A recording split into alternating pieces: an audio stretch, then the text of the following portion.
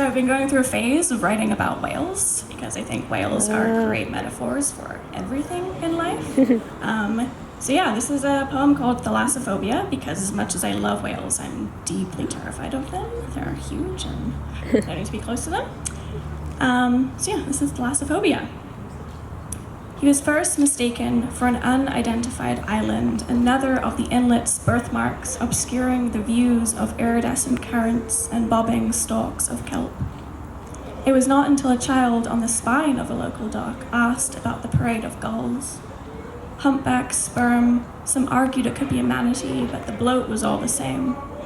You see, when a whale dies, far from any shoreline, according to a news anchor with his greased sinew of hair, the whale will eventually recede to the bottom of the ocean, and how peaceful does that sound? That no museums will herald his bones above an open foyer. No longer can a gaggle of birds circle his carcass, as though they ever really knew the damn thing. And I think, thank God, you cannot build a gift shop from the landmark of a great dying thing.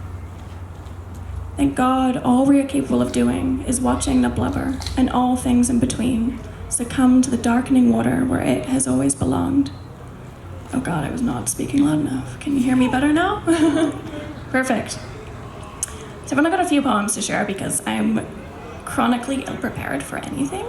But I'm going to share this poem, and I wrote it a couple months ago. I went to Mexico and I got violent food poisoning. But I was in a museum of anthropology, which is what I studied, and I've always loved learning about the relationship to evolution and the creation of humans. And so in between my food poisoning at this museum, I was looking at this little diorama, and I was like, this is going to be a poem. And so I wrote it when I was finally mentally over the bout of food poisoning. So this is called Creation Story.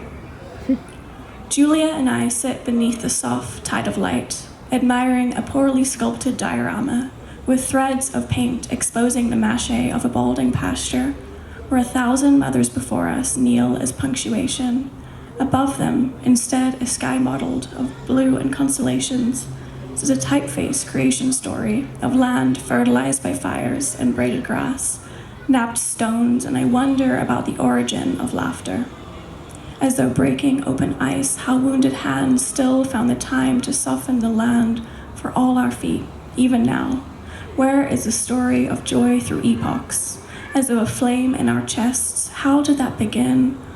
Or has it just always been? Which is to ask that even amidst the yoke of suffering is one's ability to feel the sun, the most primitive trait that we carry.